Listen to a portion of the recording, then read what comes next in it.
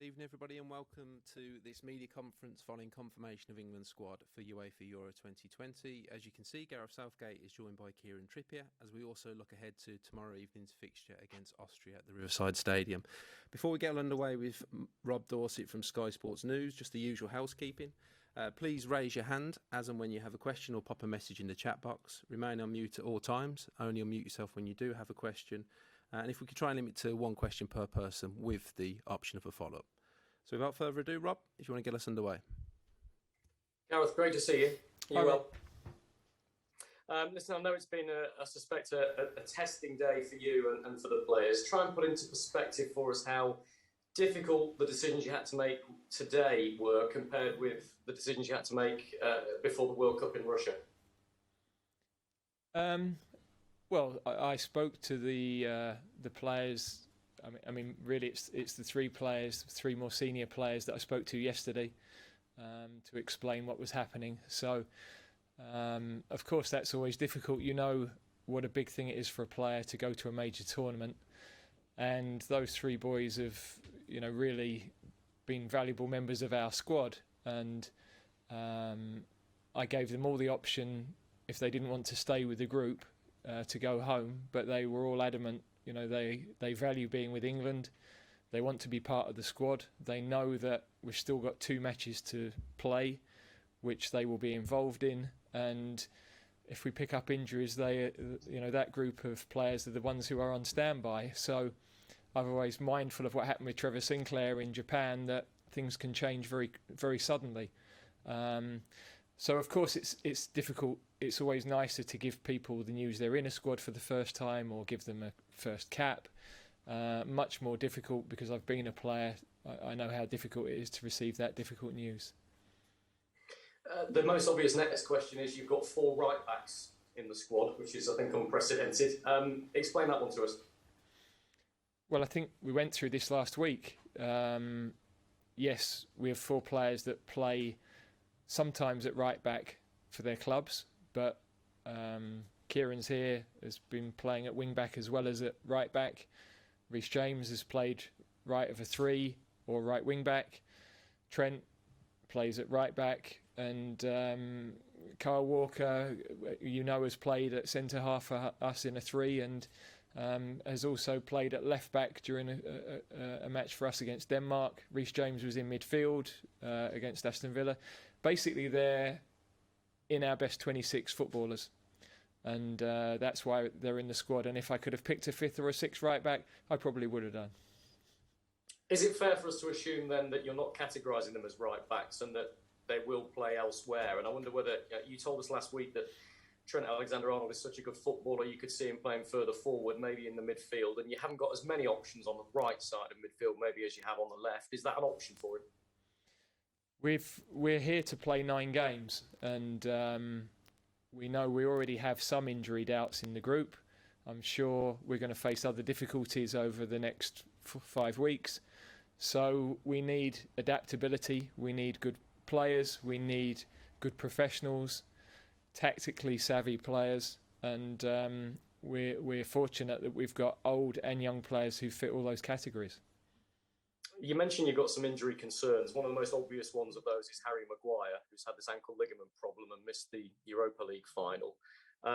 You've named him, so you have hopes for him. Do you expect him to be fit for the opening game, or is he somebody that you've still got to assess and may have to make changes and replacements for if he doesn't come through? Well, we know exactly where he's at. Our medical team have been over with him in Manchester. He's not travelled yet to us because with the quarantine issues coming back from Poland, that was a bit more complicated. So he's got a bit to do. It's like Hendo, they've both got a bit to do really to be available. But we feel that the possibility that they can play a part and the fact that they're such fantastic characters to have around the group. Hendo is already, his leadership, his presence is having an effect on other people, especially the younger ones in the group, but all of the others as well.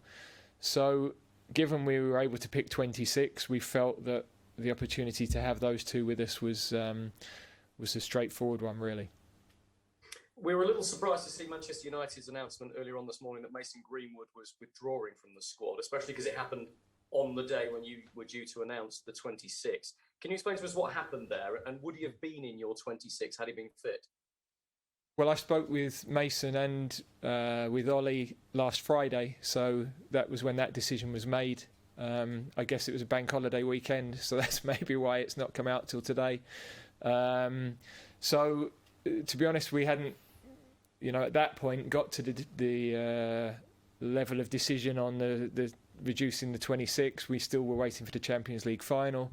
So it's unfortunate for Mason to miss out on any tournament, even though he's young. These opportunities don't come around often. We know what an exciting player he can be, but it wasn't an option for us. You said Jesse Lingard misses out, and you said he's taken that very well, and he still wants to be a part of the squad for these friendlies. What was you thinking in why he wasn't going to make the final 26? Just the number of options you had in those positions and the fitness of others? Yeah, I mean, Jesse's done incredibly well to get back in the race, really. Going back to January, he was a million miles from being selectable for an England squad. I said in March he'd had a fabulous few weeks, but you'd have to say that he was a little fortunate because we were without around four wide players at that time. He had a good spell with West Ham, and he's been a player that has played so well for us with England. We have total trust in the way he plays. He's reliable. He's a great member of the group. He will play tomorrow because we've got Sancho ill, and we've obviously got a lot of players not available, and for the balance of the team he'll start. So he deserves that opportunity to go and show me that I'm wrong straight away. But also, the lads that are with us, they're the standby players. We've got to keep them match ready as well in case they come back into that squad. I'll ask a couple to the man on your right, Kieran Trippier. Kieran, first and foremost, massive congratulations, mate. We should never take for granted how special it is for players to make a squad for a major tournament like this. And I just wonder how special it is for you, especially when you know the competition you've got in the position you play. Yeah, it's a very special moment for myself. I know the competition that I've got from the other right backs, and it's just about playing well for my club, and I feel like I've done that this season. But I know I've got great competition. There's three right backs here. Walks, Trent, and Reece, and there's other right backs also who've done fantastic in the Premier League this season. So. Yeah, I'm absolutely delighted to be in the 26, and just looking forward to the tournament now and helping the team as much as I can. Be honest with us. Were you a little bit surprised Gareth went with all four of you in the 26? Obviously there's four quality right backs, and as Gareth said before, we can play in different positions to help the team. And as four right backs, competitive right backs, we just want to help each other as well, and whatever's best for the team, and I'm sure all four of us will do that.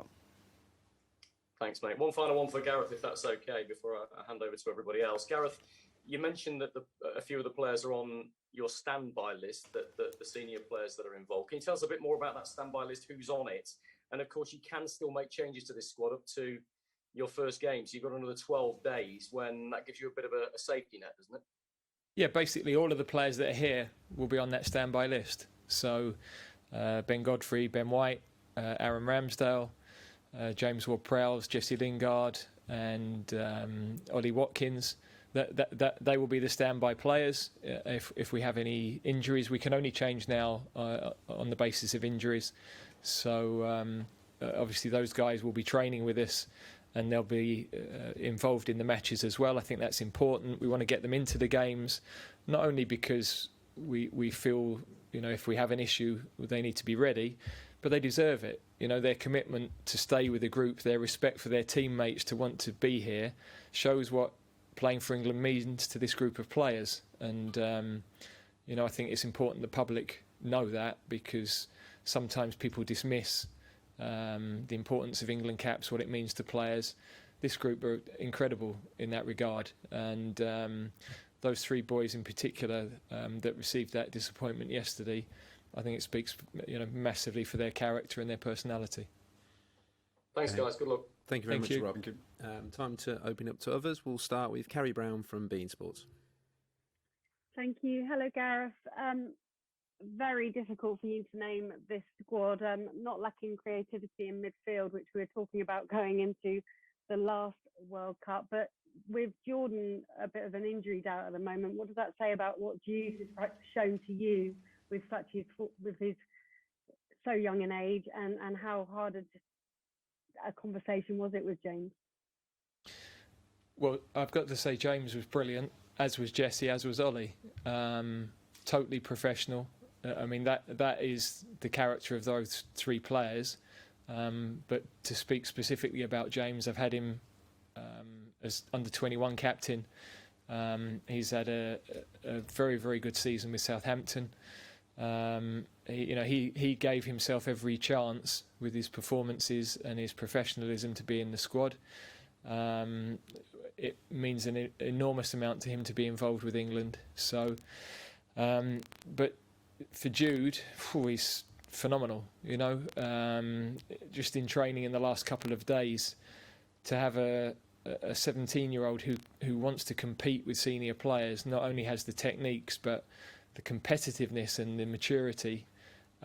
He's a hugely exciting player. He's going to be an important player for England. I think we're not just taking him for the experience. The experience is going to be enormous for him and for future England managers, because I don't see with him anything in his character that means he won't succeed.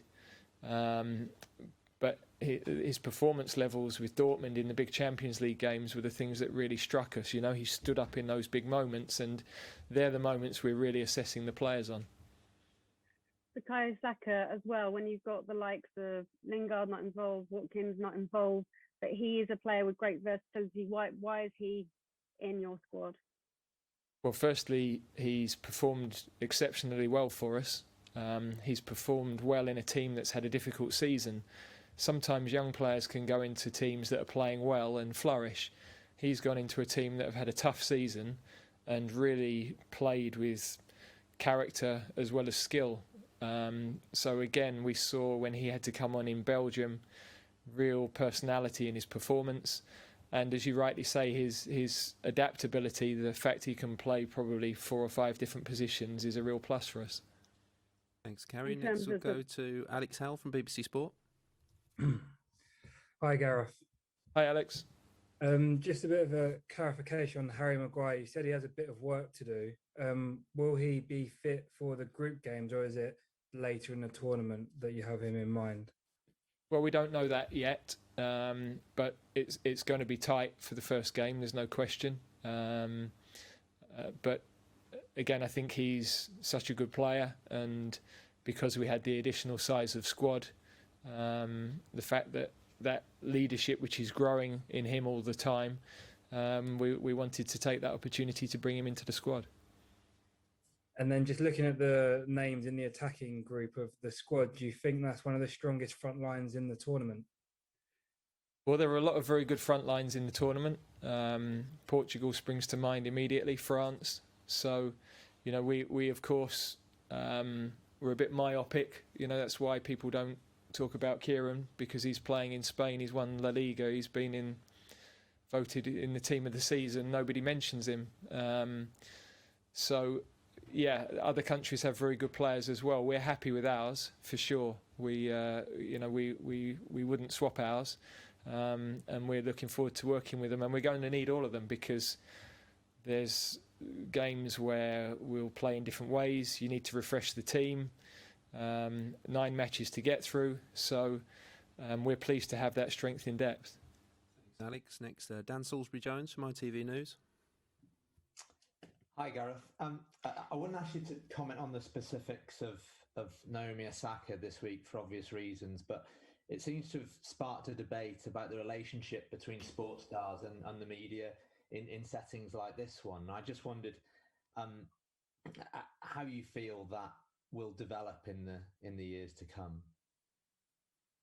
Sorry, in terms of what? I'm not aware of the story.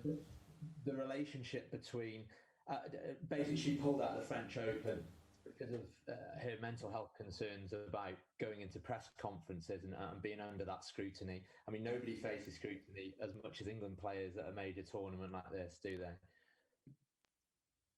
No, but I can't comment on the young lady's situation because everybody's an individual and everybody has different things going on in their lives. So we're very conscious when we're talking about our players.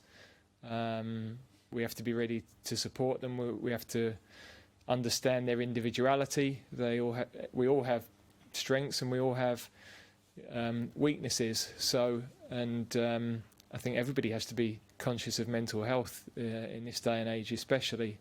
So, yeah, I haven't had time, frankly, to read anything or watch anything for the last 2 or 3 weeks. But yeah, I would just say every individual is going to be very different in how they see things. Can I ask a slightly more positive one on Trent? And I just wonder about the players that are in the squad.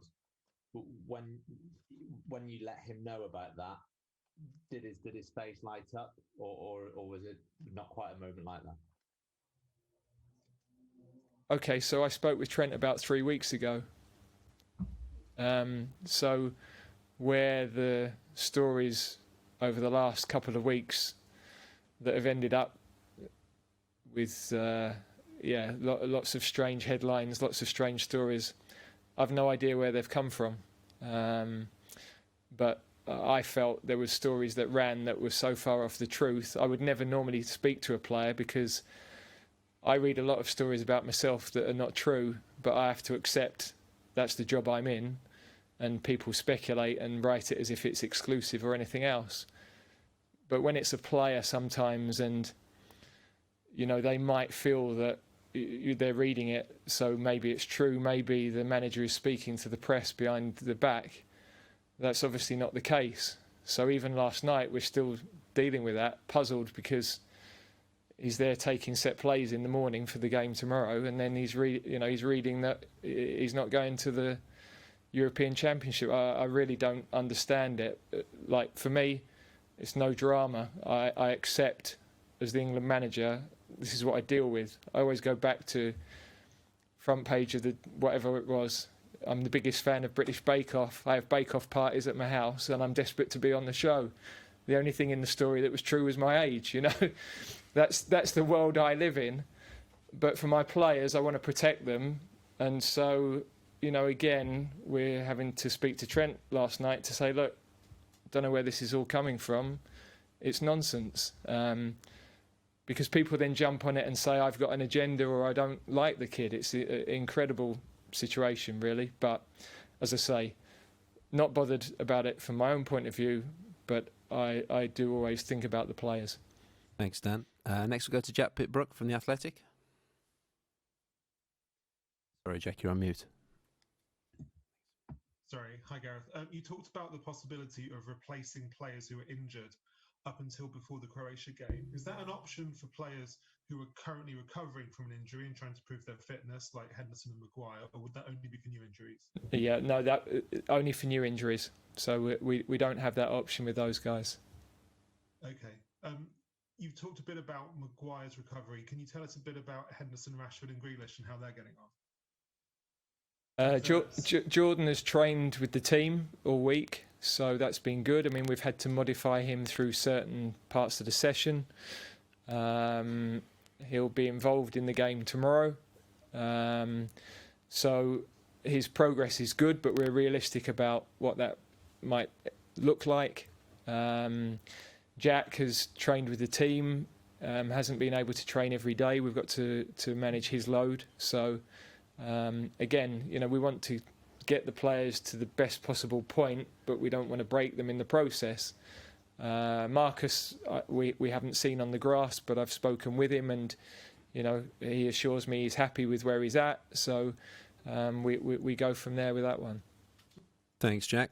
Okay, next we'll go to BBC Look North. Hello, Gareth. It's Dawn Thewlis here from BBC. How you doing, Dawn? I'm all right. How are you? Yeah, Long good to time see no you. see. You too. Just a couple of quick ones from me. obviously it's important to take England matches around the country, I think, to get fans involved from all over and get behind the team in a big tournament. But why choose Middlesbrough this time? Well, the initial decisions come from the FA, so they give me the possibilities. They wanted to take the team to the northeast. We were hoping to play at Newcastle as well. And if we'd had the opportunity with full stadiums and without having to set the stadiums up for COVID, we would have liked to have used both stadiums. And of course, when we were coming to the northeast, I knew that the training facilities here, as well as the hotel, are, fabulous environment. It's been great, very relaxed for the boys. They've, some play a bit of golf. The weather's been glorious. We only have to walk across the field to the training ground. And of course, the real bonus in this sort of era of sporting bubbles with COVID, because the weather's been so good, we've been able to sit outside. We've been able to spend more time together, eat outside. And that's, I think, been great for everybody psychologically. Of course, coming back to the club where you captained and managed is nice for you, but also good for Teesside fans in particular to be able to see a game of this calibre.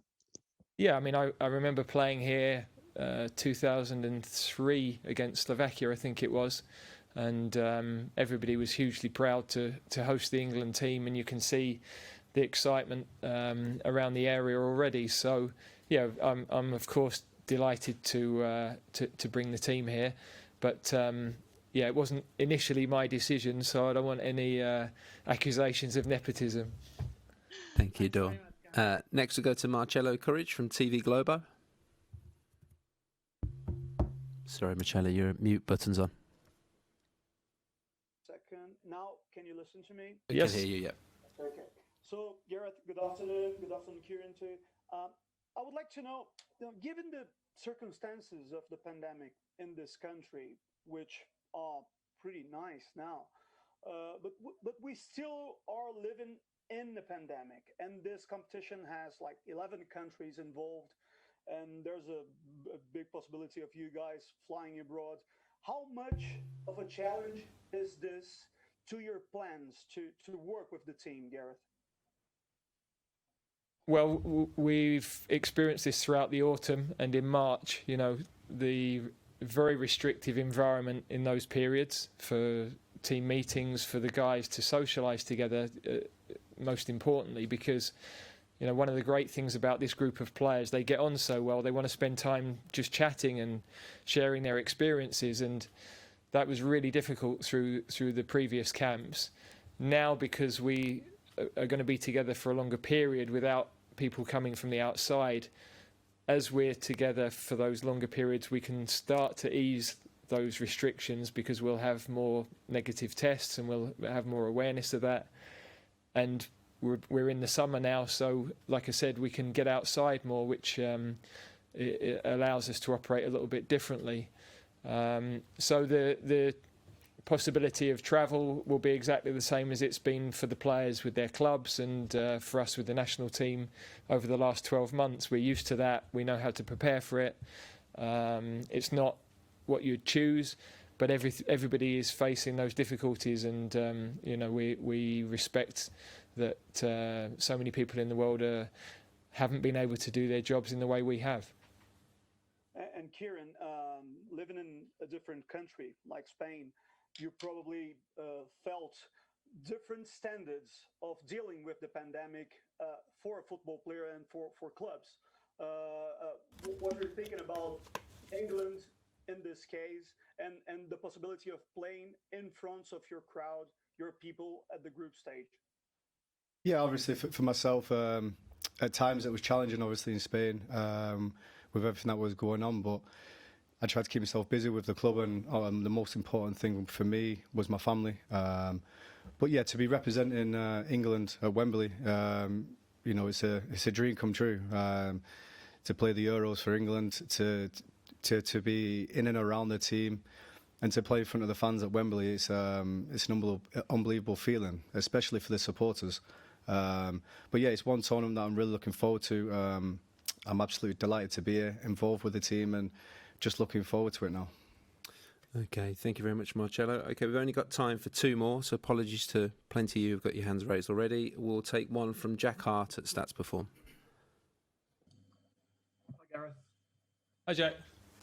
12 out of your 23 outfield players have combined for 62 direct free kick attempts this season in the Premier League. Have you even begun to think of a pecking order for those? Well, the quality of the free kick taking after training is very high. So the pecking order will be based on what we see in those training sessions and what we know people are capable of. Because if they're not delivering in training and hitting those areas regularly, then there'll be no transfer into the game. So no point going in with hope. We've got to see the action. But it's a good school at the end of training sessions, that's for sure. Okay, thank you, Jack. And we'll finish with one last one from Jonathan Swain from ITV Good Morning Britain. Hi, Gareth. Good to see you. Just to give us a sense of I know the training is one thing, isn't it? Getting all the players together, you've put all the names in the squad now. Just gives a sense of how important it is, something that you can't perhaps teach the players, and that is just how well they're going to get off together, in the training and sort of off the pitch together. They're going to be with each other now for a number of weeks, and lots of managers talk about them going World Cups, it yourself, or particularly like the Lions tour. You've got these players from different clubs, different countries now, and with your squad as well. It gives a sense how important that is and what sort of things you can do to bring all the players together to get that great atmosphere amongst them. Well, these boys get on unbelievably well. I mean, there's lots of connections between boys who've played at youth level together, different age groups, boys who've been at clubs. Kieran was obviously with the boys at Spurs. Kyle Walker has those connections with the boys at Spurs. Raheem has the connections with Liverpool. So there's so many little interlinked groups of players. They socialise a lot when they're not with England. They keep in touch on social media. They're proud to be part of this England club, if you like. We've built an atmosphere, and it's credit to the players that it feels like a club. And then because it's like that, their commitment to each other on the pitch is massive. So there's no doubt that social part is really important. But it's only by having good people and good players like we've got that we're able to build that.